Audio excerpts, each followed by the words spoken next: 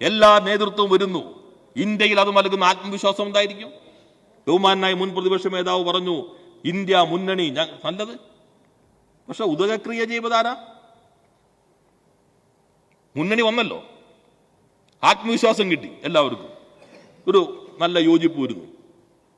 തെലങ്കാന മറ്റേ ഹിമാചൽ പ്രദേശ്, കർണാടക BJP പരാജയപ്പെട്ടു, ആത്മവിശ്വാസം ഒന്നുകൂടി ശക്തിപ്പെട്ടു.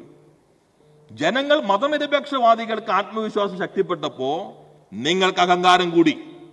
കേരളത്തിലെ കോൺഗ്രസ്, ലീഗിന് ബാധ്യത, UDFന്, ഇന്ത്യയിലെ മതനിരപേക്ഷ വിശാല മുന്നണിക്ക് ബാധ്യത, കേരളത്തിന് ബാധ്യതയായി ഒരു കേരള വിരുദ്ധ മുന്നണി, മതനിരപേക്ഷ വിരുദ്ധ മുന്നണി അതായിക്കൊണ്ട് ഇവർ മാറിയിരിക്കുന്നു. ഇന്ത്യ മുന്നണിയെ ആരാണ് തകർക്കുന്നത്? ഇന്ത്യയിൽ മതേതര വിശ്വാസികൾക്ക് ആത്മവിശ്വാസമുണ്ടാക്കിയ, BJP-യേതര കക്ഷികൾക്ക് ആത്മവിശ്വാസമുണ്ടാക്കിയ ആ ഇന്ത്യ മുന്നണിയെ തകർക്കുന്നത് ആരാണ്? വസ്തുത വെച്ചാണ് P. രാജീവ് പറയുന്നത്. തകർക്കുന്നത് കോൺഗ്രസ് തന്നെയാണ്. എന്തുകൊണ്ട്, എങ്ങനെ എന്നല്ലേ P. രാജീവിന്റെ പ്രസംഗത്തിൽ കൃത്യമായും അക്കാര്യം എണ്ണി പറയുന്നുണ്ട്. P. വിൽസൺ DMK-യുടെ MP, സുപ്രീം കോടതിയിലെ സീനിയർ അഭിഭാഷകനാണ്.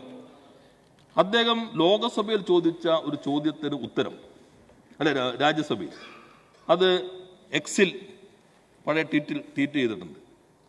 ഞാൻ ക്രോസ് ചെക്ക് ചെയ്തിട്ടില്ല, ഞാനത് അദ്ദേഹത്തിന് ട്വീറ്റാണ് ഉദ്ധരിക്കുന്നത്. UP 5 വർഷം കൊണ്ടുള്ള നികുതി യൂണിയൻ ഗവൺമെന്റ് നൽകിയത് 3,41,817 കോടി രൂപ. തിരിച്ച് 5 വർഷം UPക്ക് കൊടുത്തത് 6,91,375 കോടി, ഇരട്ടിയിലധികം. സൗത്ത് ഇന്ത്യൻ സ്റ്റേറ്റ് എല്ലാം എടുത്തിട്ടുണ്ട്. നമുക്ക് ജനസംഖ്യയ്ക്ക് നിയന്ത്രിച്ച സ്ഥലങ്ങളാണല്ലോ. 5 വർഷം കൊണ്ട് യൂണിയൻ ഗവൺമെന്റ് പിരിച്ചു നൽകിയത് 22,26,983 കോടി. തിരിച്ച് സൗത്ത് ഇന്ത്യൻ സ്റ്റേറ്റ് നൽകിയത് 6,42,295 കോടി. ഞാൻ ഇത് തമിഴ്നാട് രാജ്യസഭ MP ട്വീറ്റ് ചെയ്ത പോസ്റ്റാണ്. ഇതാണ് യാഥാർത്ഥ്യം. നമുക്ക് ഭരണഘടന അനുസരിച്ചുകൊണ്ട് 270 പ്രകാരം നികുതി വിഹിതം കിട്ടണം, 275 പ്രകാരം ഗ്രാന്റ് കിട്ടണം, 282, 293 നികുതി കിട്ടണം. നിങ്ങൾ ഇത് മാത്രം നോക്കിയാൽ മതി. ഞങ്ങളുടെ അല്ല, റിസർവ് ബാങ്കിന്റെ സ്റ്റേറ്റ് ഫിനാൻസസ് കേരളത്തിന് എങ്ങനെ നഷ്ടപ്പെട്ടു? നമ്മുടെ ഗ്രാന്റ് എത്ര കുറഞ്ഞു? 32,000 കോടിയും നേരെ കുറഞ്ഞിരിക്കുകയാണ്. വളരെ വിശദമായ കണക്കുകൾ ഞാൻ സമയം വൈകൊണ്ടിരിക്കുന്നു. ഇവിടെ ബഹുമാന ധനകാര്യമന്ത്രി കുറെ കാര്യങ്ങൾ പറഞ്ഞതാണ്. ഗ്രാന്റ് വല്ലാതെ കുറഞ്ഞിരിക്കുന്നു, പകുതിയോളം കുറഞ്ഞു. നമുക്കിപ്പോ ഈ 1.9% കിട്ടുന്നത് മറ്റു സംസ്ഥാനങ്ങൾക്ക് വളരെ കൂടുതൽ കിട്ടുന്നു. നമുക്ക് വായ്പ എടുക്കാൻ അനുവദിക്കുന്നില്ല, നിയമസഭയുടെ അവകാശം കവർന്നെടുക്കുന്നു. ഈ പ്രതിസന്ധിയാണ് ഒരു ഭരണഘടനാപരമായ പ്രശ്നമായി ഞങ്ങൾ ഉന്നയിച്ചത്. കേരളത്തിന്റെ മാത്രം പ്രശ്നമല്ല, നമ്മൾ ഒന്നിച്ചേറ്റെടുക്കേണ്ട പ്രശ്നമാണ്. യഥാർത്ഥത്തിൽ നിങ്ങൾ ആ ചരിത്ര സന്ദർഭത്തെ നഷ്ടപ്പെടുത്തുകയാണ് ചെയ്തത്. കർണാടക സമരം ചെയ്യുമ്പോൾ കർണാടകയും കേരളവും തെലങ്കാനയും ഹിമാചൽ പ്രദേശും ഡൽഹിയും പഞ്ചാബും ഒന്നിച്ച് ഡൽഹിയിൽ ഒന്നിരിക്കുന്നു. എല്ലാ നേതൃത്വവും വരുന്നു. ഇന്ത്യയിൽ അത് നൽകുന്ന ആത്മവിശ്വാസം ഉണ്ടായിരിക്കും. ബഹുമാനായ മുൻ പ്രതിപക്ഷ നേതാവ് പറഞ്ഞു ഇന്ത്യ മുന്നണി നല്ലത്. പക്ഷെ ഉദകക്രിയ ചെയ്തതാരാ? മുന്നണി വന്നല്ലോ, ആത്മവിശ്വാസം കിട്ടി, എല്ലാവർക്കും ഒരു നല്ല യോജിപ്പ് വരുന്നു. തെലങ്കാന മറ്റേ ഹിമാചൽ പ്രദേശ്, കർണാടക BJP പരാജയപ്പെട്ടു, ആത്മവിശ്വാസം ഒന്നുകൂടി ശക്തിപ്പെട്ടു. ജനങ്ങൾ മതനിരപേക്ഷവാദികൾക്ക് ആത്മവിശ്വാസം ശക്തിപ്പെട്ടപ്പോ നിങ്ങൾക്ക് അഹങ്കാരം കൂടി. ആ അഹങ്കാരം നിങ്ങൾ എവിടെ എത്തിച്ചു? നിങ്ങൾ കേന്ദ്രീകരിക്കേണ്ട മധ്യപ്രദേശ് BJP പരാജയപ്പെടുത്തേണ്ടത്, തെലങ്കാന BJP അല്ല, എന്നാൽ ജയിച്ചത് നല്ലത്. Rajasthan BJP പരാജയപ്പെടുത്തേണ്ടത്, Chhattisgarh BJP പരാജയപ്പെടുത്തേണ്ടത്. BJP പരാജയപ്പെടുത്തണമെങ്കിൽ നിങ്ങളുടെ എല്ലാവർക്കും സീറ്റ് കിട്ടലാണോ ആവശ്യം? അവിടെ 1 or 2 സീറ്റ്. രാജസ്ഥാൻ ഞങ്ങൾ ചെറിയ പാർട്ടിയാണ്, ഞങ്ങൾ നിങ്ങളെ പിന്തുണയ്ക്കാൻ തയ്യാറാണല്ലോ.